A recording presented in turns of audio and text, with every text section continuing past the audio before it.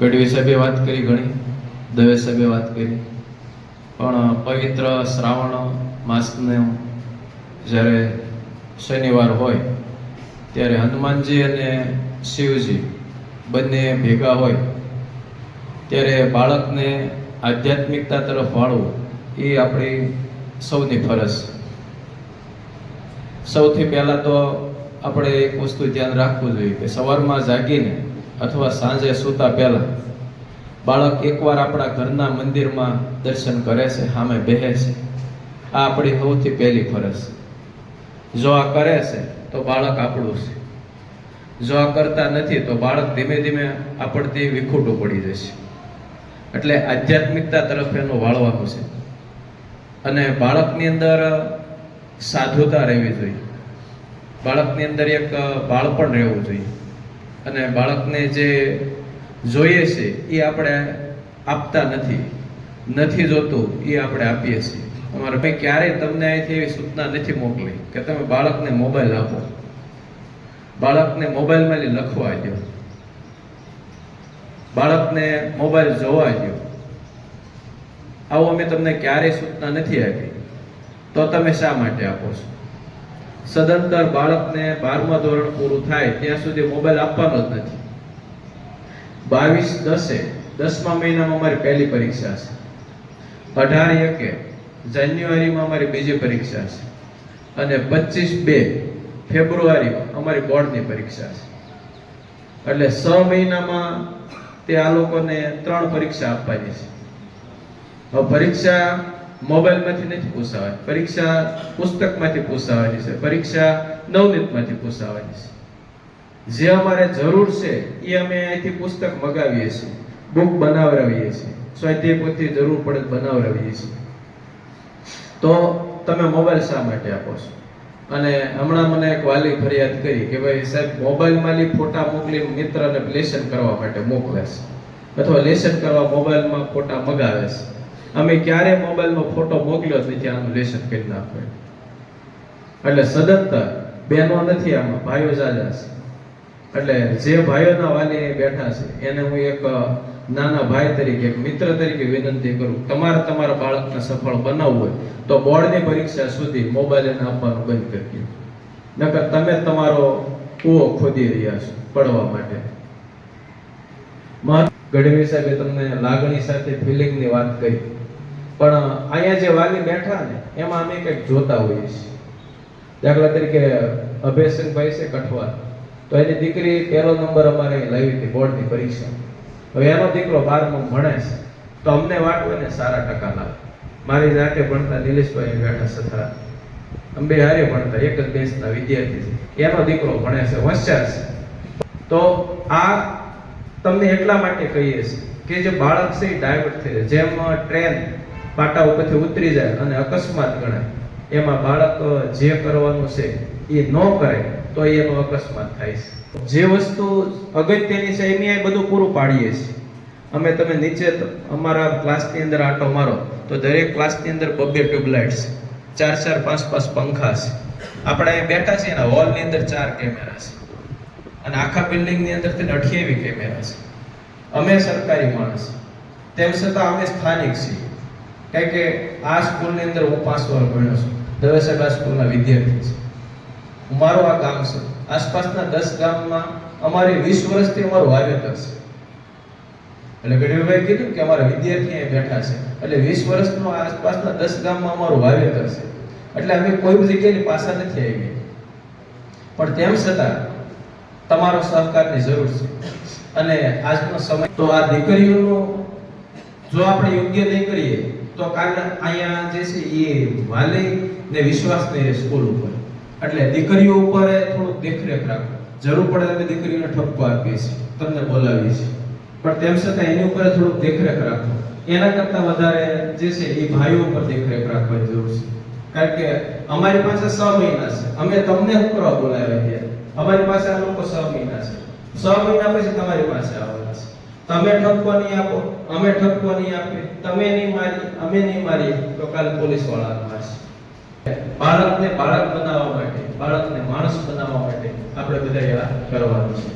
અને બીજું મારે તમને એક વસ્તુ એટલી કહેવાની છે કે તમારું બાળક શાળા પાસે જાગે છે, 5:30 થી 6 વચ્ચે. જો ન જાગે તો તમે જગાડો. તમે વાલી તમે ખાલી કન્ફેસ કરો તો એ થોડો વાસણો છે. એટલે આપણે ઘડી તેને 1 કલાક આપો, 100 કલાક નથી 1 કલાક એને આપો, એને ખાલી બેસવું. હું છે ને એકવાર એક સરપંચની સાથે મામલતદાર કચેરી ગયો.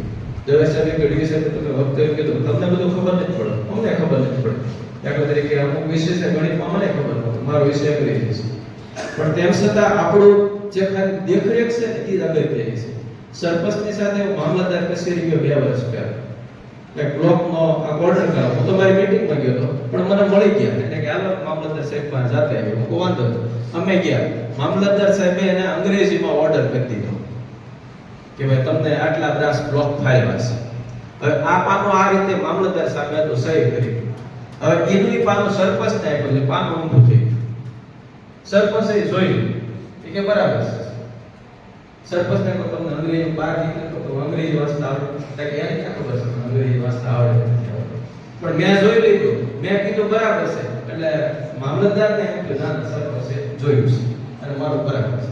એમ તમને ખબર પડે કે ન પડે, પણ આમાં કાગળ તો તમે જો બુક તો ખોલો, આ કેવા અક્ષર અમને લેશન બતાવે ખબર છે? તો ક્યારે તમને ફોટા ગ્રુપમાં મોકલું, બરાબર? એક અક્ષર તમને પૂછે, 1 માર્ક બોર્ડમાં. આ લોકોને 600 માર્કના 7 પેપર દેવાના છે બોર્ડની પરીક્ષા. અને મેં તો હમણાં જ વાત કરી, આ પહેલા જ પેપર એવા છે જે 100 માર્કના દેવાના છે. અત્યાર સુધી એને 80 માર્કના પેપર આવે, 50 માર્કના પેપર આવે. અને બીજું તમને તાજેતરમાં ખબર છે, હમણાં પોલીસની ભરતી ગઈ, મેરિટ બાર આવ્યું, ઘણા આપણા છોકરા છોકરીઓ એમાં સિલેક્શન થયા છે. અને ગઈકાલે રાત્રે જાહેરાત થઈ, આગામી 14,000ની ભરતી આવે છે. હવે કદાચ ભરતી 6 મહિના લેટ થાય તો આ બધા એમાં અરજી કરી શકશે. તલાટી કમ મંત્રીની ભરતી આવે છે, એની અંદર આ લોકો અરજી કરી શકશે. 18 વર્ષ પૂરા થઈ જશે. તો માત્ર ને માત્ર 12માનું અમે નથી જોતા, અમે આગળ એના ભવિષ્યનું પણ જોઈએ છીએ. એટલે આ લોકો વાંચશે. અને બીજું, તમે તમારા બાળકો ઘણા બારે ભણતા છે, 12મું પૂરું થઈ ગયું છે, તો હવે તમે બહાર જુઓ 30,000 રૂપિયા તમે ફી દઈએ છીએ આપણે શેની, જે કોમ્પિટિટિવ એક્ઝામ ને ટ્યુશન આપણે કહીએ છીએ, બહાર તૈયારી કરે છે, તૈયારી કરવા માટે ટ્યુશનની આપણે 30,000 ફી દઈએ છીએ. હવે એ ફી શેની દઈએ છીએ ખબર? આ ફી માત્ર 6ઠ્ઠા ધોરણથી શરૂ કરીને 12મા ધોરણનો અભ્યાસક્રમ આવે છે, બીજું કાંઈ આવતું નથી. તો આટલી તૈયારી માટે આપણે 30,000 દઈએ છીએ. તો 6 થી 8, હું તમને એમ કહું, તમારું બાળક ઘણું એક એવું હશે 7મા ધોરણથી ભણતું હશે, તો 7મા ધોરણથી બાળક ભણતું હોય તો 12મા ધોરણ સુધીનો સિલેબસ છે એ જ એની કોમ્પિટિટિવ તૈયારી છે. અમે ગાયત્રી પરિવારની પરીક્ષા લઈએ છીએ, જીઆઈક્યુની પરીક્ષા લઈએ છીએ, વિકાસ કંટ્રોલની પરીક્ષા લઈએ છીએ. આવી બધી પરીક્ષા લઈએ ત્યારે આ લોકોને પરાયણે અમારે કહેવું પડે તમે આમાં ભાગ લો. હકીકત એ પરીક્ષા શું છે, તો આગામી જે પરીક્ષા આવવાની છે એ જ છે, બીજું કશું નથી. તો અત્યારથી એ લોકોને અમે ટેવ પાડીએ છીએ કે ભાઈ આ રીતની તમે તૈયારી કરો. એટલે તમારે એક વાલી તરીકે અમને એટલો સહકાર આપવાનો છે. હું તમારી પાસે 2 જ વસન માંગુ છું. એક, હવે પછી આ બાળકને 12મું ધોરણની બોર્ડની એક્ઝામ પૂરી નહીં થાય ત્યાં સુધી મોબાઈલ નહીં આપતી. વસન આપો છો વાલી? વસન આપો છો? હવે પછી બોર્ડની પરીક્ષાનું છેલ્લું પેપર પૂરું થાય ત્યાં સુધી આ બાળકને મોબાઈલ નહીં આપતી. આ પહેલું વસન. બીજું, તમે 5 વાગે ઉઠતા હો, 5:30 ઉઠતા હો, 5:30 થી 6 ની વચ્ચે આ લોકોને જગાડજો. જગાડશું? 5:30 થી 6 ની વચ્ચે, બહુ વહેલા નહીં થતા. પછી 10 થી 11 વાગ્યા સુધી વાંચે છે, આનું થોડુંક દેખરેખ રાખશું કે નહીં રાખો? તમારું કામ કરો. તમે આખો દી થાકી કે અમે જો મારા 500 છોકરા છે, અમે આખો દી આ લોકો માથાકૂટ કરીને અમે અમને તાવ આવી જાય છે, બરાબર? પણ તેમ છતાં અમે અમારું બાળક ભણતો હોય તેમાં અમે 1-2 કલાક અમે આપીએ છીએ. એટલે તમારે ખાલી આટલું ધ્યાન રાખવાનું છે. અને બાકી અઠવાડિયામાં 2-3 વાર એની ઘર લેસનની નોટ ખાલી પાના ફેરવો. એને શું લખ્યું છે, અમારી શું સૂચના છે, અમે ક્યાં શાકો માર્યો છે, ક્યાં રાઉન્ડ કર્યો છે, આટલું તમે જુઓ. અને તમને ટેસ્ટ પેપર જ્યારે બતાડે, ઘણા વાલી શું કરે, સહી ક્યાં કરવી કે નહીં? હા, સીધું એમ જ કે સહી ક્યાં કરવી બોલ ને. એટલે કેટલું લખ્યું, ક્યાં સાચું પડ્યું, ક્યાં ખોટું પડ્યું, કેટલા માર્કની ટેસ્ટ છે, કેટલા માર્ક આવ્યા, આવું નથી જોતા. એટલે આ આપણી વડીલો આપણી ફરજ છે. અને હાસી પ્રોપર્ટી છે ને આ જ. આપણે કામ ધંધા કરીએ છીએ, બધું કરીએ, પણ હાસી પ્રોપર્ટી આપણે આ સંપત્તિ આપણી આ છે. તમારી પાસે કરોડો રૂપિયા છે તો એક બાળક એવું આપણા ઘરે જન્મ્યું હશે તો પૂરું કરી નાખશે. સારું બાળક હશે તો સારું કરી શકશે, બાળક નબળું થશે તો નબળું થશે. અને આ બધી છે નસીબની થોડીક બાબત છે. એટલે હું આધ્યાત્મિકતા તરફ એને એટલે વાળવાનું કહું છું કે મહેનત સૌથી પ્રથમ મહત્વની છે. મહેનત, આને મહેનત કરાવો, થોડુંક દેખરેખ રાખો. આમાં આ છોકરા ખોટું બહુ બોલે છે, બહુ કરતા બહુ ખોટું બોલે છે. આવથી મને નફરત, હું આ બાળકોને કહું છું કે ભાઈ તમે ખોટું ન કરો. ઘણી વખત બાળક ભૂલમાં આવે ને તો સ્વીકારી લે, તમે એને કાંઈ કહેતા નથી. બાળક છે, ભૂલ બાળકથી થાય ને, આપણેથી થોડી થવાની છે. પણ સ્વીકારતા પણ નથી. રૂમની અંદર અવાજ થયો, દીકરો થયો, કોણે અવાજ કર્યો, કોઈ માને જ નહીં. અમારા ખૂણા છે ને એ આ લોકોને વ્યસનથી બંધ કરાવો, નકારે વ્યસન ક્યાંય પહોંચશે. આની અંદરથી 10 છોકરા ઊભા કરી દઉં કે એ લોકો માવા ખાય છે, છૂટી ક્યુત ખાય, તમાકુ ખાય છે, 10 છોકરા ઓછામાં ઓછા. બીજા ખાતા મને ખબર નથી. તો મહેરબાની કરીને હું તમને એક વિનંતી કરું છું, એક વ્યસન, એક મોબાઈલ, આ બેથી આને દૂર રાખો, બેથી આને આઘા રાખો. અને બાકી ટાઈમે જગાડો, ટાઈમે સુવા દો. અને સૌથી કોઈ વાત નથી કરી, મારે તમને એક વાત કરી છે. આ લોકો બહારના પડીકા બહુ ખાય છે. તમે ટિફિન આપો. અહીંયા અમારે પાણીના 2 કુલર મૂકેલા છે. 1.25 લાખના કુલર છે ધંભાઈ. 1.25 લાખના કુલર છે અને કુલરનું પાણી નથી પીતા, બહાર પાઉસના પાણી પીવે છે આ લોકો. એટલે આવું થોડુંક એને સમજાવો. પછી ઘરના રોટલો કે ટિફિન નથી ખાતા, એ બહારના સમોસા, બહારના જે છે એ અહીંયા જે પડીકા મળે એ ખાય છે. અને જેવું તમે આહાર ખાઓ ને એવો જ ઓડકાર આવવાનો છે. એટલે આ લોકોને સાત્વિક બનાવો, થોડા ઘરનો ખોરાક ખવડાવો. અને બીજું, સવારની નિશાળ હોય ને ત્યારે ભૂખા પેટે ક્યારેય નહીં આવવા દેતા. અમારે દર વખતે શનિવારે સોમવાર હોય, મોર્નિંગ હોય તો બને, અમારે 3 છોકરાને 500-700 માઇલ મૂકવા જવા પડે. કેમ તો કે ચક્કર આવે છે. હવે આ છોકરો 12 વાગે ભૂખ્યું રહીએ, આગલી દી રાતે ખાધું હોય, વળતી જે 12 વાગે સુધી આ ભૂખ્યું ન રહીએ. એટલે સવારે જ્યારે તમે મોકલો સ્કૂલે ત્યારે કાંઈ પણ થોડો ઘણો ઘરનો નાસ્તો કરાવરાવી, ભાખરી, રોટલો, રોટલી જે તમને હોય. અને બીજું, અને કહેવાય નહીં પણ આ લોકોને સાય બંધ કરાવી દીજો. સા ઓછી પીવડાવજો, સા દૂધ ને એવું બધું ખવડાવો. હું પૂછું વર્ગમાં, ઘણા વ્યક્તિગત પૂછતો હોઉં, 4 રોટલી થોડો ખોરાક છે, દહીંને રોટલી ખોરાક છે, દૂધને રોટલી ખોરાક છે, છાશને રોટલી ખોરાક છે, 4 રોટલી ખોરાક નથી. આ લાંબે ગાળે નડશે. આપણે બહુ સારા વાતાવરણમાં લાવેલા છે, કારણ કે આપણે અહીં બધા 40-45 વર્ષની ઉંમરના છે. એટલે ત્યારે આ દવા નથી, અત્યારે બધી દવા છે. એક પણ તમે મોલ દેખાડો દવા વગરનો, આપણે ઘરે એક પણ વસ્તુ દવા વગરની નથી આવતી.